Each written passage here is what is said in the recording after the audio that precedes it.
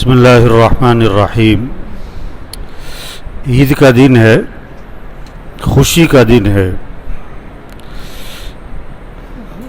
ابھی کل بھی ہے، پرسوں بھی ہے۔ تو عید کے دن ایک کرنے کا کام، عید کے دن کا ایک کام، وہ کیا ہے؟ جھگڑے ختم کرو، جھگڑے ختم کرو۔ آپ صلی اللہ علیہ وسلم نے فرمایا میں تمہیں نماز سے افضل چیز بتاؤں، روزے سے افضل چیز بتاؤں، صدقے سے بھی افضل چیز بتاؤں؟ نماز سے افضل، روزے سے افضل، صدقے سے افضل وہ کیا ہے؟ صحابہ نے اس کے وزیر ضرور بتائیں۔ آپ نے فرمایا باہمی اتفاق سے رہنا، آپس میں اتفاق سے رہنا، یہ نماز سے بھی افضل، روزے سے بھی افضل، صدقے سے بھی افضل۔ جھگڑا نہیں ہونا چاہیے۔ ہاں، جس چیز کا جھگڑا چل رہا ہے نا بھائی، عید کا موقع ہے، جھگڑا ختم کرو۔ حدیث میں آتا ہے کسی مسلمان کے لیے جائز نہیں کہ مسلمان بھائی سے 3 دن تک قطع تعلق ہی رکھے۔ 3 دن تک، اگر 3 دن تک کسی سے قطع تعلقی ہے، میل جول ختم ہے، بات چیت بند ہے، حدیث میں آتا ہے ان دونوں میں سے اگر کوئی ایک مر گیا نا تو جہنم میں جائے گا، جہنم میں جائے گا۔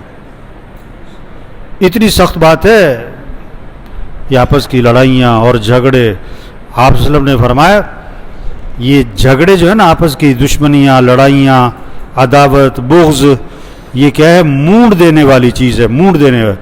جیسے اس طرح بالوں کو مونڈ دیتا ہے، یہ جھگڑے، یہ لڑائیاں، یہ دلوں میں بغض، عداوت، یہ نیکیوں کو کیا کر دیتی ہے؟ مونڈ دیتی ہے، نیکیوں کو مونڈ دیتی ہے۔ ہاں، جمعرات کو اور سوموار کو بندوں کے اعمال اللہ کے دربار میں پیش ہوتے ہیں۔ توبہ کرنے والوں کی توبہ قبول ہوتی ہے، مغفرت مانگنے والوں کی مغفرت کی جاتی ہے۔ لیکن جن کے دلوں میں کینہ ہے ان کی مغفرت نہیں ہوتی جب تک کہ وہ اپنا کینہ ختم نہ کرے، جب تک کہ وہ اپنا اور ایک حدیث میں آتا ہے اللہ فرماتے ہیں ان دونوں کی مغفرت کو روکے رکھو۔ یہ جن کا جھگڑا چل رہا ہے نا، ان دونوں کی مغفرت کو روکے رکھو حتیٰ کہ آپس میں صلح کر لیں۔ ان کی مغفرت کو روکے رکھو حتیٰ کہ آپس میں صلح کر لیں۔ تو آج کل جو حالات چل رہے ہیں نا، تقریباً 70، 80، 90% کا جھگڑا چل رہا ہے کسی سے، چاہے 5 وقت کا پکا نمازی کیوں نہ ہو، چاہے پہلی صف کا نمازی، جھگڑے چل رہے ہیں، جھگڑے چل رہے ہیں۔ ایک آدمی شراب پیتا ہے نا 10 سال سے، 20 سال سے، سور کا گوشت کبھی نہیں کھائے گا کہ حرام ہے، کتے کا گوشت کبھی نہیں کھائے گا کہ حرام ہے، وہ شراب پی رہا ہے۔ کیوں؟ جس گناہ کو آدمی کرتا رہتا ہے، اس کے اندر سے اس کا احساس ہی ختم ہو جاتا ہے۔ نماز بھی پڑھے گا، اشراق بھی پڑھے گا، تہجد بھی پڑھے گا، پہلی صف میں نماز بھی پڑھے گا، لیکن جھگڑا چل رہا ہے۔ اب وہ جھگڑا چونکہ عرصے سے چل رہا ہے، اس لیے اس کا احساس ہی ختم ہو گیا کہ یہ غلط ہے، یہ گناہ ہے، یہ ناجائز ہے، یہ حرام ہے، اس سے نیکیاں تباہ ہو رہی ہیں، برباد ہو رہی ہیں۔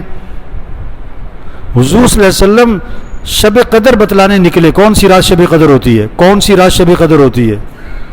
2 مسلمانوں کا جھگڑا ہو رہا تھا، 2 مسلمانوں کا جھگڑا ہو رہا تھا، اس جھگڑے کی وجہ سے شب قدر کی تعیین اٹھا لی گئی۔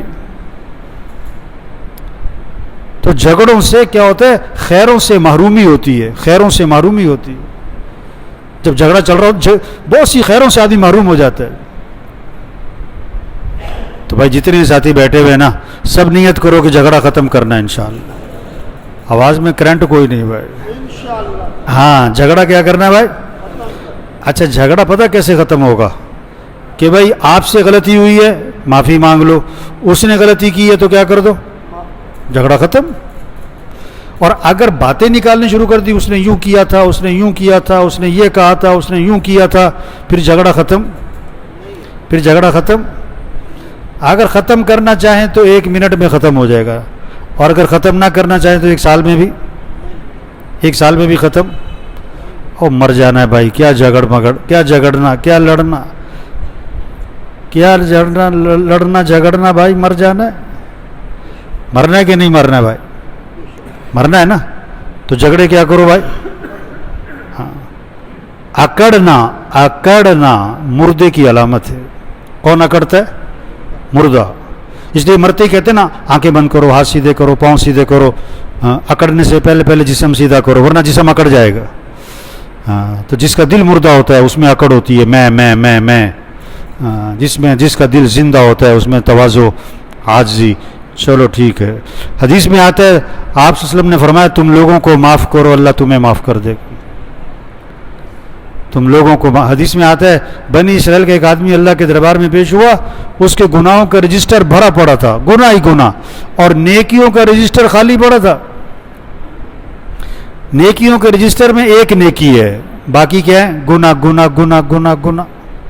نیکی کیا لایا ہے کہ لوگوں سے درگزر بہت کرتا تھا. اللہ نے فرمایا یہ ہمارے بندوں سے درگزر کرتا تھا، ہم اس سے درگزر کرتے. تو کون جھگڑا ختم کرے گا بھائی؟ آسان نہیں ہے. ابھی آپ باہر جاؤ گے نا تو شیطان پتہ کیا کہے گا؟ مولوی صاحب کو کیا پتہ کہ اس نے میرے ساتھ کیا کیا ہے، یہ تو کھڑے ہو کے بیان کر دیتے ہیں بس. انہیں کیا پتہ کہ اس نے میرے ساتھ کیا کچھ کیا ہے. اور واقعی کیا ہوتا ہے لوگوں نے. تو کیا کرو بھائی؟ جھگڑا ختم تو کیسے ہوگا؟ اسی طرح ہوگا. یہ کچہریوں سے، تھانوں سے، عدالتوں سے مسئلے حل، جھگڑے ختم. ہاں، اور پریشانیاں ہی ہیں. اور کیا ہے؟ پریشانی ہے. معاف کر دو بھائی. پھر جس چیز کا جھگڑا چل رہا ہے نا، محلے میں، خاندان میں، رشتہ داروں میں، دوستوں میں، آپ کو پتہ ہے کہ ان دونوں کی بول چال بند ہے، یہ بھی ایک کرنے کا کام ہے کہ ان کی صلح کرواؤ. اور صلح کروانے کے لیے دیکھو فرضی بات کرنا بھی جائز ہے. حدیث میں آتا ہے 2 فریق ہے نا، ایک کے پاس آپ جا کر فرضی بات کر سکتے ہو کہ فلاں تو تمہارے بارے میں ایسا کہہ رہا تھا کہ یہ تو بہت اچھا آدمی. فرضی بات، جھگڑا ختم کرنے کے لیے، صلح کروانے کے لیے، دلوں کو نرم کرنے کے لیے، ایک دوسرے کے قریب کرنے کے لیے فرضی بات بھی بنا سکتے ہو بھائی.